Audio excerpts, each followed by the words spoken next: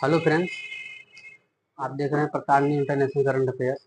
तो आज हम बात करते हैं आईएसआई के बारे में। आईएसआई है क्या चीज़, ये किस तरीके से ये चर्चा में आया और इसमें हम ढेर सारी बातें करेंगे। ये हमारा पार्ट 1 वीडियो है, इसके बाद हम पार्ट 2 लेकर आएंगे, ठीक ही आईएसआई से संबंधित रिलेटेड। तो आप देख रहे हैं Pratap new international current affair. आप हमारे चैनल सब्सक्राइब कर लें और वीडियो को देखिएगा, तभी बात समझ में आएगी आईएसआई कैसे बना। ठीक है, दोस्तों जो आईएसआई है ये आतंकवादी संगठन है। तो हमसे बात करेंगे पश्चिम एशिया, जो पश्चिम एशिया मतलब हो गया क्या, ये हो गया ईरान हो गया, इराक हो गया और अफगानिस्तान, पाकिस्तान, सीरिया, सऊदी अरब, कतर, ये सब क्या है, कुछ पश्चिमी एरिया है। तो दोस्तों पश्चिम एरिया में इसे हम पश्चिम एशिया के नाम से हम कह रहे हैं। पश्चिम एशिया में धार्मिक कट्टरवाद विचारधारा के बीच आरंभ से ही संघर्ष हो रहे हैं। यहाँ पर शुरू से ही संघर्ष हो रहा है यहाँ पर पश्चिम एशिया में, जो हालांकि अब तो अरब देशों में नहीं देखता होता है, लेकिन अभी देखिए ईरान में होता रहता है। ईरान में देखिए हिजाब पर विवाद हो रहा है। इराक में तो हमेशा से होता रहा है। सीरिया में तो हमें सब संघर्ष करते जा रहे हैं। वहाँ सत्ता से वो तो सत्ता है जो वहाँ के मिनिस्टर है, वहाँ हटाए, ये भी बात हो रही थी। तो आज हम बात करते हैं कि आईएसआई की उत्पत्ति कैसी हुई। तो जो आईएसआई का जो फुल फॉर्म होता है, इसका फुल फॉर्म है Islamic state in Iraq and Syria. इसी के नाम से कहते हैं आईएसआई।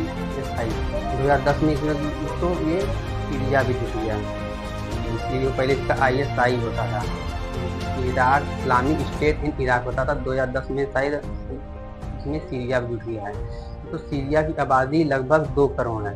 इसमें सुन्नी मुसलमान अधिक हैं। सीरिया का शासक अल बशर असद शिया समुदाय का है, जबकि बहुमत जनसंख्या सुन्नियों की है।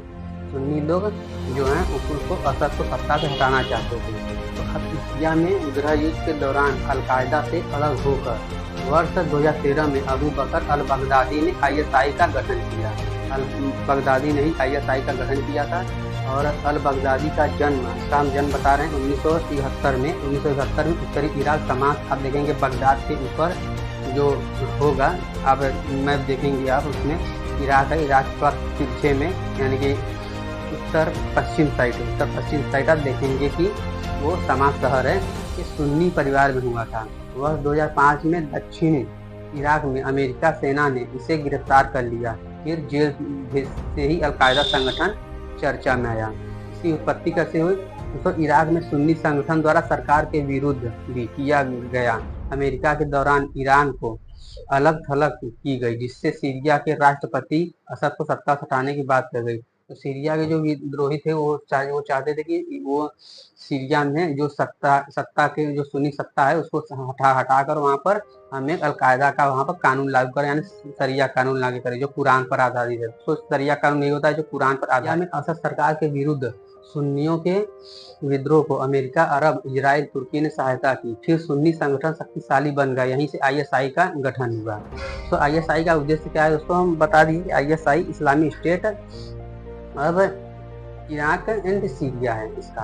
तो सीरिया से बाद में जुड़ा था, पहले इसमें सीरिया नहीं था, लेकिन अब सीरिया में जुड़ गया है। आप सीरिया में अक्सर ही देखेंगे कि वहाँ पर हमेशा ही संघर्ष को लेकर चलता रहता है। हालांकि आप कुछ साल पहले भी देखे होंगे कि म्यांमार में जो था पलट था, वो कट्टरता के कारण ही आया। आप देखेंगे इंग्लैंड में, ब्रिटेन में, वहाँ पर भी कुछ चरमपंथियों ने, कुछ कट्टरवादियों ने तोड़फोड़ की। हालांकि वहाँ पर इस्लामिक स्टेट मानने की बात कर रहे हैं, लाने की बात कर रहे हैं। तो आईएसआई का उद्देश्य क्या है? ये ईसाइयों के विरोधी है। इनके अनुसार वे मुसलमान जो इस्लाम धर्म से अलग हैं उनके विरुद्ध हिंसा करना तथा वे लोग जो इस्लाम धर्म के विरुद्ध कार्य कर रहे हैं उनको कड़ी सजा देना है। इस्लाम के आधार पर कुरान, शरिया के आधार पर पश्चिम एशिया में शासन की स्थापना करना इनकी सोच है। ये अलकायदा की भांति काम करता है। आप देखेंगे जो मुसलमान से अलग हैं उन लोगों को बात बता रहा है कि आप लोग इस मजहब में आइए। आप अगर आप नहीं आएंगे तो आपको इसमें संघर्ष करना, आपको उसमें मारा जाएगा, काटा जाएगा। यही आईएसआई का उद्देश्य है। आईएसआई का आज के उद्देश्य आप देखेंगे तो कमजोर है, लेकिन ये भारत के लिए बहुत ज़्यादा खतरनाक साबित हो सकता है। तो हम आगे बात करेंगे इस पर। आप इमेज देखिए आईएसआई का कि किस तरीके से होता है। आईएसआई की स्थापना कैसे हुई? तो इस्लामी राज्य की स्थापना करना है, इसका शॉर्टकट है। आईएसआई का मकसद जो इस्लामी राज्य की स्थापना करना है। आईएसआई के द्वारा मुस्लिमों देशों के लिए इस्लामी राज्य की स्थापना की घोषणा की गई, जिसका धार्मिक प्रधान खलीफा होगा। फ्रेंड्स, आईएसआई को वित्तीय फंड कहाँ से मिलती है? दोस्तों, मैं इसका वित्तीय फंड बता रहा हूँ। इसका वित्तीय फंड मिलती है धार्मिक संगठनों से, अवैध व्यापार से, अवैध तस्करी से, अवैध, आप देखेंगे अफगानिस्तान में से जो लोग आते हैं कितना यहाँ पर अवैध तरीके से हीरोइन पकड़ी जाती है। मैं पिक्चर हीरोइन की बात नहीं कर रहा हूँ, मैं ड्रग्स की बात कर रहा हूँ, पकड़ी जाती है। आप देखेंगे समुद्र किनारे गुजरात में जो है, जो वहाँ पर एक विवाद में क्षेत्र है, मुझे ध्यान नहीं आ रहा है, वो गुजरात का एक द्वीप है, वहाँ पर पकड़े गए थे वहाँ पर लोग। तो यही आईएसआई के द्वारा जो तेल के कुओं पर नियंत्रण करके पैसा जुटाया गया है, अपहरण और नशीली दवाओं के अवैध व्यापार से वित्त अर्जित किया गया है और धार्मिक सहयोग से इन्हें पैसे मिलते हैं। यह एक ऐसा संगठन है जो अपने वित्तीय संसाधन स्वयं उगाता है। इनका उद्देश्य विश्व भर में आतंक फैलाना है। प्रभाव में बड़ी मात्रा में लोगों का पलायन हो रहा है। कहाँ से? सीरिया से। आप देखेंगे वहाँ पे सीरिया से पलायन हो रहा है, और देखेंगे तो बांग्लादेश से, और ये यहाँ पर अफगानिस्तान से जो आ रहे हैं, जो कहाँ पर आ रहे हैं? हमारे भारत में आ रहे हैं। लेकिन लोग नहीं मानेंगे। यहाँ पर जो घुसपैठी हैं, इन्हीं को हम लोग घुसपैठी करते हैं। इनके पास न तो दस्तावेज न तो कुछ नहीं है। इन लोग खाली नकली पासपोर्ट बनाकर और हमारे भारत में प्रवेश करते हैं। सरकार इनमें कुछ नहीं कर रही, सरकार सिर्फ बैठी है, और इसी कारण से बेरोजगारी भारत में बढ़ रही है। तो पड़ेगा, इसको हम देखते हैं। आईएसआई का विस्तार भारत के लिए एक बड़ी चुनौती है, क्योंकि आईएसआई का सोच धर्म को बढ़ावा देना है। आईएसआई के बढ़ते प्रभाव के कारण पश्चिम एशिया में लगातार संघर्ष बढ़ रहे हैं। हमने पहले बताया था, पश्चिम एशिया में कट्टरवाद बढ़ रही है और पश्चिम एशिया से लोग भारत में पलायन कर रहे हैं। यानी कि आप देखेंगे बांग्लादेश से, अफगानिस्तान से या पाकिस्तान से, सबसे बदनाम तो पाकिस्तान है यहाँ पर, कि जो आतंकवाद को बढ़ावा देता है। जो लश्कर तैयब हो गया और मसूद अजहर हो गया, जिसको 2001 में वहाँ से नेपाल से जो लाया गया था। देखेंगे कि वहाँ पर क्या कहते हैं, उड़ा था हवाई जहाज के लिए नेपाल काठमांडू में, वहाँ पर मांग कर रहे थे उसको, मसूद अजहर को छुड़ाने की बात कर रहे थे।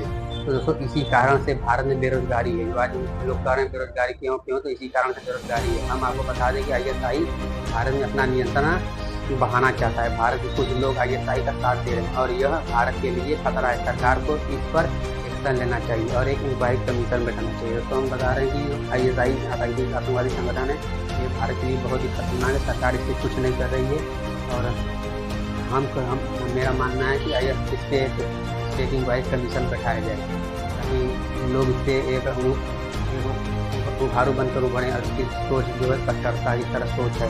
आप देखेंगे पाकिस्तान से जो पलायन होकर जो सनातन लोग हिंदू धर्म में आए हैं, जो आप देखेंगे कि लोगों किस तरीके से वहाँ पर टारगेट किया जा रहा है। आप देखेंगे इंग्लैंड में, मेरा मतलब है ब्रिटेन, जो यूनाइटेड किंगडम कहते हैं, वहाँ पर इस तरीके से पलायन कर करके धार्मिक स्थलों पर तोड़ फोड़ हो रही है। अब ब्रिटेन की बात कर रहा हूँ मैं आपको की अगर बात नहीं किया, लेकिन तो आज के लिए इतना ही काफ़ी है।